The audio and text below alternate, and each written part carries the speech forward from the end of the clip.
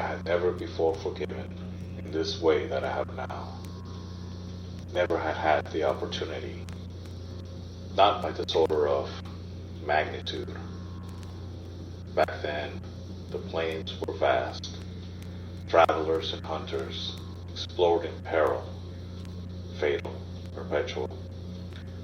They could lose both origin and destination. The lands uninhabited are different, substantially, from those on which we've set our tracks, from those we've decided what they ought to be, their scent and taste, the horizon shape.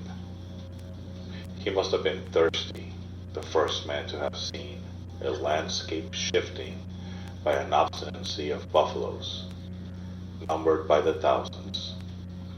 He must have regretted with each step what all was left behind, still attached to the carcasses lined.